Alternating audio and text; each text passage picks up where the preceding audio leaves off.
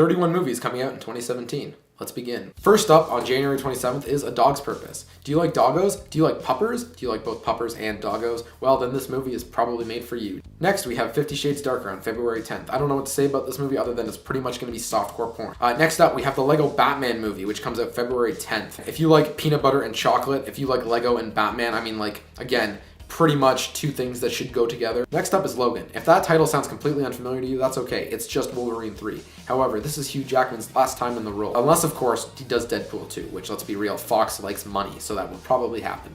Kong Skull Island is actually a sequel to Godzilla from 2014. Now, that movie wasn't very good because they never showed any Godzilla. So hopefully they take some notes from that movie and actually show King Kong. However, if you like crossovers and you like Godzilla and King Kong, guess what? They're gonna cross over in 2020. So yeah, 3 years from now. If you like Disney's live action remakes, then Beauty and the Beast is next up, and quite frankly, it looks pretty awesome because the CGI is gorgeous, the cinematography is gorgeous, the set design is gorgeous, and it's got Emma Watson, who's also gorgeous. Fast and Furious 8, which is now being marketed with a punny title, The Fate of the Furious, F8, haha, get it? They should have ended this series with Furious 7, so this is going to be the first one without Paul Walker. I'm not sure how that's going to fare, but they get chased by a submarine. Or they race it. I don't know. Something happens. And the summer movie season starts off with Guardians of the Galaxy Volume 2, which is also coincidentally Marvel's first of 3 films releasing this year. They've only released 1 to 2 films a year before this, so we'll see how it goes for them. Next up is the movie that literally nobody asked for. King Arthur, Legend of the Sword, directed by Guy Ritchie. Who asked for this, really? On May 19th, we have Alien Covenant, which is actually just Prometheus 2. It has more aliens, more bloodshed, and more Michael Fassbender. Literally, there's 2 of him in the movie. On May 26th, there's Pirates of the Caribbean 5. Dead Men Tell No Tales. It's got Johnny Depp. I think Orlando Bloom is back. Plus, of course, more Johnny Depp, which who doesn't love that? Also on May 26th, we have Baywatch. Instead of Pamela Anderson running down the beach in slow motion with her jugs jumping up and down, we have The Rock running down the beach in slow motion with his pecs jumping up and down.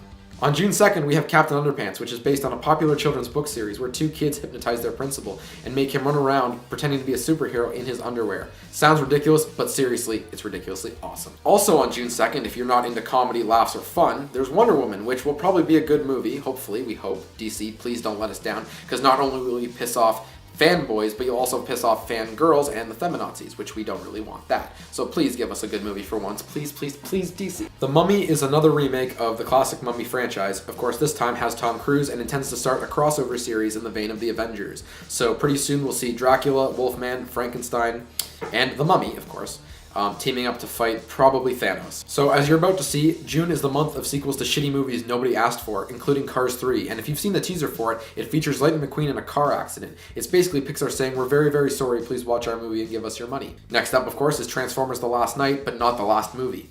Optimus Prime seems to kill Bumblebee in the trailer, so that's their hook. It has Sir Anthony Hopkins. I don't know how much they paid him to show up in this movie, but more robots beating the crap out of each other, so, you know, who knows, maybe it'll be decent. If you like Minions, this movie is probably for you. I hate Minions, but you probably like them, so you'll probably enjoy yet another entry in the Despicable Me series. Despicable You for seeing this movie. On July 7th, we got Spider-Man Homecoming, Marvel's second entry into the cinematic universe of 2017, and you're probably thinking, what, another Spider-Man movie? Really? Do I even care? Yes, you should. You should even care, because Spider-Man is finally part of the Avengers. Get hype. War for the Planet of the Apes is the next entry in the Planet of the Apes series, if you couldn't tell by the title, and the last 2 movies were pretty damn great, and this one brings back the director of the second, Matt Reeves, who also did Cloverfield. I, for one, am very excited about this movie, and you should be too. Inception director Christopher Nolan returns this year with a World War II movie called Dunkirk. It's a battle that's not really taught in schools, but it's going to attract a lot of attention for casting One Direction singer Harry Styles. Harry Styles! For some reason, on August 4th, they're making an Emoji Movie. In case you've ever wanted to see what your emojis do when they're not on your phone. I'm not really certain why people want this movie, but it's coming anyway. Blade Runner 2049. You've probably been waiting since 1982 for this movie.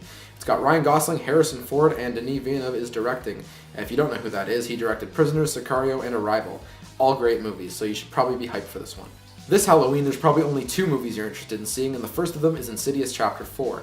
Not much is really known about this movie other than it's actually coming out in October, so sure, alright. And next up is Saw Legacy the week after. Again, not much is known about this movie other than the fact that it's yet another sequel in the Saw series. Marvel's third and final movie of the year is Thor Ragnarok, which is literally just a Thor and Hulk buddy road trip comedy through space. Need I say more? If you like Man of Steel, Batman v Superman Dawn of Justice, and Suicide Squad, then Justice League is probably for you. Guess what, Pixar fans? In case you don't like Cars 3, Pixar has a second film to try to woo your interests, and this one has an all-Latino cast and is literally just a remake of the Book of Life. This information is literally all you need to know about the next Star Wars movie. You don't need to know who's in it, you don't need to see a trailer, hell, you don't even need to know what it's called. Nerds will be there day one, including me. Pitch Perfect 3 comes out December 22nd. I'm not even sure they've actually started shooting this movie, to be quite honest, but I have heard that the cast is coming back. There's going to be more music, more fun, more comedy. So if it does get made, it'll be out December 22nd. And finally, I don't know why they're remaking Jumanji. It's like as soon as they put Robin Williams in the ground, they're like, okay, we can make a sequel. But anyway, it's about a bunch of people who go into a board game and try to get out. And that concludes our list of 31 most anticipated movies of 2017. Follow this YouTube channel because we're going to review each and every one of these movies as they come out. See you soon.